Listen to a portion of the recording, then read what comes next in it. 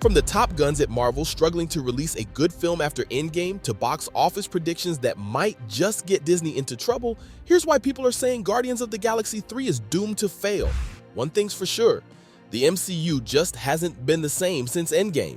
Look, the Infinity Saga is perhaps the biggest achievement in movie history. The release of Iron Man back in 2008 started off something incredible, and no one could have imagined how satisfying the team-up in the first Avengers film would be.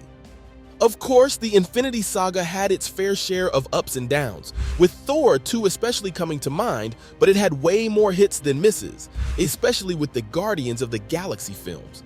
James Gunn's movies took the MCU to a whole new level, pushing the storyline into bolder territory than ever before. Also, the way things wrapped up in Endgame gave fans a mind-blowing conclusion to the storyline, and that might be the whole problem here. You see, the MCU set the bar too high, which made it hard to create a satisfying follow-up. The first cracks started showing pretty quickly because most of the releases in Phase 4 were mediocre at best. You can see just how crucial Chadwick Boseman was to the Black Panther franchise, because the lack of his charisma was hard to ignore in Wakanda Forever.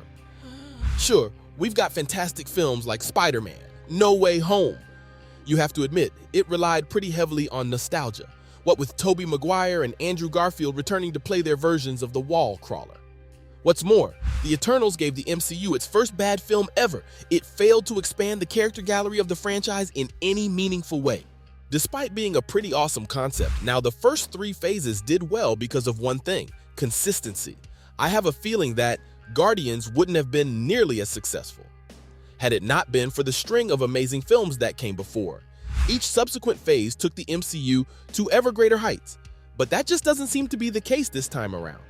Phase 5 might be the worst MCU phase ever. In my opinion, this is the first time that the MCU has messed up so badly. Sure, some films across the Infinity Saga were disappointing, like Iron Man 2 for example, but they were always followed up by a blockbuster like The Winter Soldier or Guardians of the Galaxy.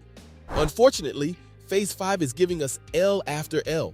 Thor, Love and Thunder took the comedic beats of Ragnarok to absurd levels, mutating into a parody of itself despite Taika Waititi's steady hand at the helm.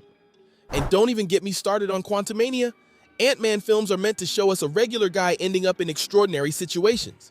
But Quantumania had none of the charm that made its predecessors so good. Instead, it tried and failed to mimic the bombastic action of an Avengers movie. This is what's worrying fans about Guardians of the Galaxy 3. The momentum for the film's success just isn't there. You've got to understand that the MCU's in a pretty tricky spot right now. The magic formula that made the first 3 phases so beloved doesn't seem to be working anymore. And it's mostly because the new films are shallow at best. You have a ton of jokes, but barely any of them land. And the CGI is looking pretty ragged, despite being a cornerstone of the MCU's brand. Now, if there are 2 things that Guardians of the Galaxy movies rely on, it's humor and CGI. Volume 1 was the first time we got to see massive CGI set pieces depicting strange new worlds. I guess you could say that Thor did this as well, but not nearly to the same extent as Guardians, and it was all thanks to one guy, James Gunn. His visionary filmmaking changed the MCU forever because Marvel's films in the past weren't as grand in scale. They also had iconic characters like Iron Man, Captain America, and the Hulk to lean on. Guardians of the Galaxy was different. Instead of using characters that were already familiar to audiences, it took a chance with a relatively obscure group of unlikely heroes. Pulling off this ragtag tale, that too with the MCU exponentially increasing its output, was no mean feat. I doubt anyone but Gunn could have done it. But by this point, everything revolutionary about that film seems done to death. Back in 2014, we hadn't even heard of the multiverse, the quantum realm, or any other CGI-heavy locations yet. We'd mostly stuck with Earth, with only occasional forays to other dimensions and planets. What's more, Guardians of the Galaxy had a vibrant visual energy to it that was simply unprecedented in the MCU.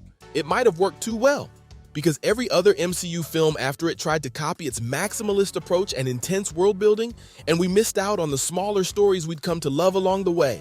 Like, remember that incredible scene in Volume 2? Where Rocket, Yondu, and Kraglin travel through 700 different worlds just so that they can get to Ego's planet to save Quill and the gang? It was a pitch-perfect sequence, full of humor, wacky visuals, and endless energy and suspense. Now, just take a look at any scene from Quantumania, and you'll realize that the MCU is trying to paint every other movie with the same brush. Ant-Man is no longer a street-level hero who cracks wise and makes a fool of himself. Instead, he makes his puns and bland one-liners and calls it a day. With the Quantum Realm's visuals taking center stage, it just looks too similar to the visual style of Guardians of the Galaxy. Not only does this make Gunn's unique approach super generic, but it also makes a new Guardians film seem like less of an event. Why would MCU fans go see a movie that no longer has anything new to offer? That too after a series of disappointments like Thor 4. Guardians of the Galaxy has gone from being an unlikely hit with plucky, obscure heroes to just being another cookie-cutter MCU series that refuses to die. Now, there's another aspect to this as well that we should probably discuss. You see, the Guardians used to be part of the core lineup, which is why they were front and center in Infinity War and Endgame. Like, we literally got to see Josh Brolin as Thanos for the first time in Volume 1. These movies were clearly meant to be closely tied to the main storyline. It's hard to deny the boost this would have given Gunn's movies. Let's face it, the Guardians were C-tier superheroes before the film's release, and a big chunk of the audience wouldn't even have shown up, had it not been for the debut of the Infinity Saga's overarching villain. Volume 3 looks like it has little, if any, connection to the multiverse saga. Sure, Peter Quill, Rocket Raccoon, Groot, and the rest are pop culture icons in their own right, and hardcore fans must be looking forward to watching their stories come to a close. But just how many people even care about an MCU film that's so disconnected from the main storyline? After all, the whole point of watching a Marvel movie is that it builds up to something greater. If this was still 2010, a standalone Guardians film would have been a shoo-in at the box office. But that's only because people still trusted the MCU to put out solid films back then. All of that goodwill has long evaporated, and I haven't even mentioned the elephant in the room yet. Superhero fatigue might finally be setting in. James Gunn himself admitted that it's a real problem, although he didn't place the blame on the superhero genre itself. Instead, he blamed the bland storylines and repetitive action sequences, stating that audiences weren't going to buy tickets to watch the same movie over and over again. That's partly why he decided to avoid going big with Volume 3, because he wanted to tell a smaller, character-driven story. That's great for Guardians fans who don't mind focusing on their favorite characters. But the average MCU fan, they're looking for something more along the lines of Endgame, and that's just not the vibe that Gunn is going for. So, if the film's going to bring in the big bucks, it'll have to be purely for their own fan base. I'm not saying it's impossible, just unlikely, because there's just too much going against it. Don't take it from me. Just take a look at what Box Office Pro says, because they just put out their latest prediction for the opening weekend, and things aren't looking good. They paint a dismal picture of Volume 3's expected box office return. James Gunn and his crew are looking at an opening weekend haul of $130 million by all accounts. That's nothing to sneeze at, and it's certainly higher than Volume 1's $94 million opening weekend. How it falls short of Volume 2's initial haul of $146 million despite having a way higher budget. To top it off, the film's pre-sales are absolutely horrendous, so much so that even the Eternals did better on that front. All eyes will be on Volume 3's performance at the box office, because the future of the entire MCU is at stake.